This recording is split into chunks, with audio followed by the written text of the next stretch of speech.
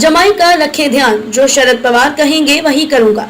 एकनाथ शिंदे के मन में क्या चल रहा है? महाराष्ट्र के मुख्यमंत्री एकनाथ शिंदे ने बुधवार की शाम एमसीए चुनाव के पहले डिनर टेबल पर एक बात कहकर सबको चौंका दिया है। महाराष्ट्र की राजनीति में एकनाथ शिंदे के इस वाक्य के सियासी मायने निकाले जा रहे हैं।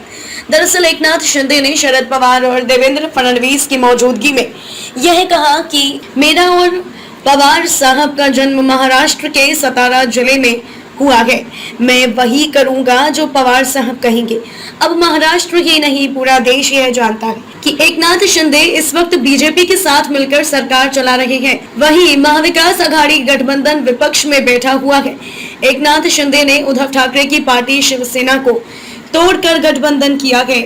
अब तक शरद पवार की मुखालफत करने वाले एकनाथ शिंदे अचानक उनकी शान में कसीदे पड़ने लगे तो माथा ठनकना स्वाभाविक है। यह सवाल राज्य का हर युवा, बुजुर्ग और महिलाएं सोच रही होंगी। अगर आप एकनाथ शिंदे के इस बयान को सियासत से जोड़कर देख रहे हैं तो फिर रुक जाइए। दरअसल एकनाथ शिंदे ने यह बयान एमसीए चुनाव के मद्देनजर बुधवार की शाम दिया था। हम सब जानते हैं कि शरद पवार बीसीसीआई के पूर्व अध्यक्ष रह चुके। सियासत से लेकर क्रिकेट तक पर शरद पवार की अच्छी पकड़ है।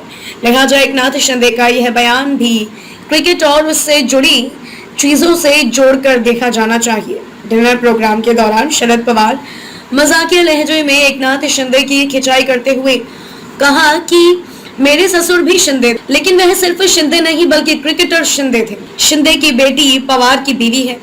ऐसे में एकनाथ शिंदे को भी अपनी बेटी का ध्यान रखते हुए कुछ भी दामाद कहे उस पर गंभीरता से ध्यान देना चाहिए। फिलहाल मैं यही विनती करूंगा कि शरद पवार के इस मजाक के बाद महफिल में मौजूद तमाम लोग हंसने लगे और तालियां बजाने लगे। इसी हंसी मजाक को आगे बढ़ाते हुए देवेंद्र फडणवीस ने कहा कि अब जब पवार साहब ने मुख्यमंत्री तक को यह जवाबदारी दी है और उन्हें एक तरह से बांध दिया है तो फिर ससुराल पक्ष के व्यक्ति की बात को कौन टाल सकता है। खबरों में अब तक ले बस इतना ही। मिलते हैं फिर ऐसे ही बड़ी खबर के साथ। तब तक के लिए नमस्कार और देखते रहिए ABD News 24/7।